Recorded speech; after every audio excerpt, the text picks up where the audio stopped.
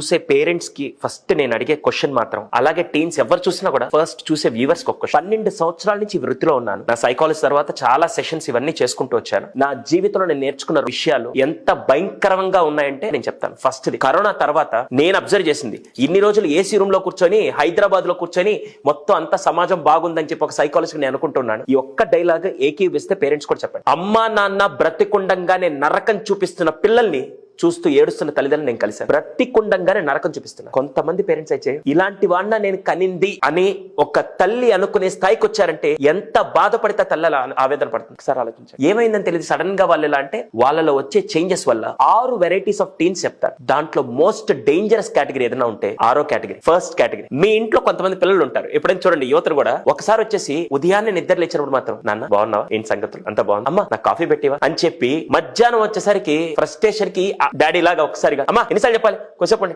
So వీడిని ఏమంటారంటే ఒక ఊసర విల్లేలాగా. అది నెగిటివ్ పాజిటివ్ అని చెప్పను, వాడి మూడికి తగ్గట్టుగా ఎప్పుడు ఒక దాని మీద మాత్రం ఉండడు. రెండోది దీనికి క్వైట్ ఆపోజిట్. ఎలా తెలుసా? దున్నపోతు మీద వాన కురిసినట్టు. ఏమైనా చెప్పు, ఓకే చేస్తాను, ఇప్పుడే చేయాలా, రేపు చేస్తాను. వీళ్ళు అస్సలు చలించరు, ఏమి చేయరు. బద్దకస్తానికి బ్రాండ్ అంబాసిడర్ లాంటి ఎఫర్ట్స్ ఉండవు వీళ్ళు. థర్డ్ కేటగిరీ ఫైర్ క్రాకర్స్ అంటాం మేము. జుమ్మనే కడతాడు. ఎలా తెలుసా? ఏదన్నా చిన్న విషయం ట్రిగ్గర్ అయితే కోపానికి బ్రాండ్ అంబాసిడర్ లా తయారవుతాడు. ఎలిగిస్తే వాడు ఇంకా బాంబులాగా ఎలా బ్లాస్ట్ అవుతాడో, వీడికి కూడా చిన్న ట్రిగ్గర్ దొరికింది, వాడి రియాక్షన్స్ తట్టుకోలేదు. ఫోర్త్, వీళ్ళని ఆర్టిస్ట్ అంటాం మేము. ఎలా అంటే నటించడంలో ఆస్కర్ ఫస్ట్ వీళ్ళకి ఇచ్చి వేరే వాళ్ళకి ఇవ్వాలి, అలా అనిపిస్తుంది చెప్పాలంటే. ఫిఫ్త్, అసలు వీళ్ళు ఎలా ఉంటారంటే వీళ్ళని రిస్క్ టేకర్స్ అంటారు. రాత్రికి రాత్రి రెవల్యూషన్ తీసుకురావాలని చెప్పి షార్ట్ టర్మ్ లో ఒక విజన్ ని డిఫరెంట్ చూస్తారు.